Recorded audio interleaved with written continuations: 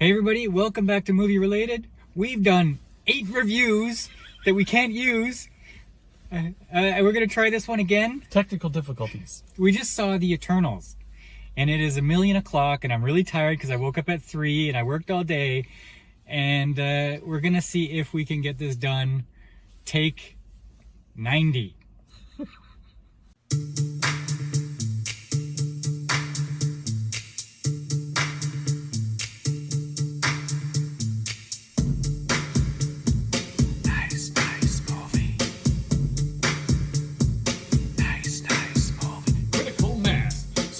Watch, listen, here's another movie that we're gonna be missing, or are we? Yo, I just don't know. Gotta lay it down like that so my rhymes will flow. Dawn is cruising at sea while Paul is at the movies, breaking down the plots of all the flicks in the front seat. So if you got a problem, yo, I'll solve it. Check out this review, then like and comment. Okay, Paul, so why don't you walk us through what this movie is about? The movie, what it's about. Yeah. I always like to say what I was going into.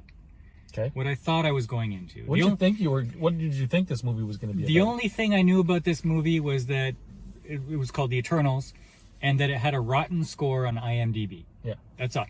I don't know anything else. I don't read the comics. I don't know who these heroes are. That's it. I've read thumbnails on YouTube. I haven't seen any reviews, but I read the thumbnails and they're not happy. Yeah. So the thumbnails that I saw, and we'll talk about this later maybe in the review, is rotten and a very woke movie, like a lot of social agenda stuff. Yeah. Okay. The movie itself is, there is this god-like entity. There are multiple in the universe, but we're focusing on one, Arasham or Ashram or something like that. Yeah. He sends these beings called Eternals to a planet, and they have to protect the planet from these other beings that he created that are called deviants. Now, the deviants were a failed experiment. Lost control of them. Yeah, he regrets his decision to make them because he didn't think it out too well, and now the Eternals have to protect the population from these deviants. Right. They do that. And then they continue their life there from like 5,000 BC all the way up to the present. And just in case you think you're going to miss something in that whole time span, don't worry. Because they're going back. They show the whole history of time, it seems. Again. And when you don't think you've had enough, they go back. Yeah. And forward and back and forward. Yeah. They honestly, they do it too many times. Like, here's a critique. Stop doing that. No. Interesting. You get to see Mesopotamia and Babylon and the Mayans and stuff. Okay, great.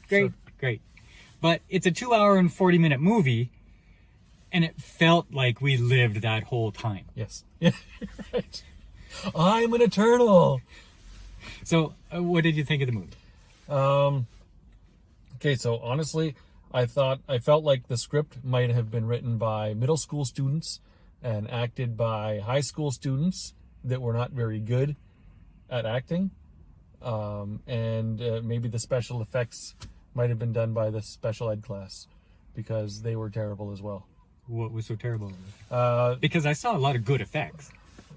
Okay, some effects were okay, but they way overused. Okay, so that you've probably seen it in the trailer. They've got that little gold ribbon that sort of weaves itself around everything, and that's the power of the Eternals that it's showing. It's everywhere through the whole movie, and it looks so fake. Mm-hmm. It looks fake. Like CGI? Like really bad CGI. I didn't mind it so much. I thought there was a lot of good effects. Not there were fantastic, never before seen effects, but sure, they were okay. But there were so many things in this movie that... Okay, so there was one point in the movie, and maybe you caught it too. The sprite comes up behind and, takes her down a little bit. Like injures her, stabs her, right? And she's on the ground and she's... And then the sprite gets sort of sent away by one of the other Eternals. And then she just reaches down and turns the knife to water. Like, she could have done that in the beginning. Like, she could have just... That's her power, right? She just alters things. Mm-hmm. Why was she thriving on the ground as if she was going to die? She could have just touched it. I don't know. Exactly. There were just so many things in this movie that, had they just used the powers that they have, there would not be a problem. I have a couple of complaints with the movie. One of the, I agree with your acting. They seem like B quality actors. In fact, what really bugged me is that one of the main guys, Icarus, he's the strongest Eternal. He was just Celtic. What's that guy's name? Braveheart? No. No, Winter Soldier. He looked exactly like the Winter Soldier. Celtic Winter Soldier. I had to go on the IMDb site to look up his name because I said, was it Sebastian Stan? It looked like Sebastian Stan. It really does. Okay, so that bugged me the entire movie. I thought this movie dragged in a lot of places. Like, it felt so long. It like, did. Well, it was 2 hours and 40 minutes. Why is this scene taking so long with the slow music? And then right after that, there's another one, and I'm saying, just progress with the story. Yeah. Why are you doing this? Yeah. I think... Okay, so to the credit of all of the reviewers on YouTube where they were saying that there was wokeness, I did see several accounts of wokeness that didn't need to be in the movie. They were just there for, I guess, a nod. Okay, was it a problem though? It wasn't a problem, but here's the thing. When you start adding those things into movies just so that it's there, when you start adding those things into a movie just so that it's there and you can virtue signal that it's there. Take 91. When you start adding those things just to virtue signal that they're there, it adds to the runtime that really doesn't need to be 2 hours and 40 minutes to tell this story. And I think I feel like they're forgetting how to tell a story because they're trying to put agendas in their stories too much. And it's making the stories weaker. Mm. Yeah. I agree with it. There have been a lot more egregious instances in other movies that I saw. There was one that was a big standout in this movie. I'm not going to mention it, but when you're watching this movie, you're going to be like, "Oh, that's what Mark was talking about." Okay, that didn't belong. It's true. It didn't really super bother me, but it was there. Yeah. What about the humor? There was two funny things in this movie that I noticed. One of them was a laugh out loud moment. One of them was the corn alcohol moment. Yeah. Okay, that's funny. And the second one was about 3/4 of the way through the movie when I realized we paid money to see this. Oh, so you're going right there already. So you're saying this is a fail movie? Well, it's not a win. It's not a win. It's not. Here's the thing. It's not a movie that when it does go to streaming that I'm going to be watching it again. Like, you know how Shang-Chi, it's a Marvel movie, but it was kind of like not a Marvel movie. It was kind of just different. This is not. This is a Marvel movie, but it's not a Marvel movie. It didn't feel Marvel. No.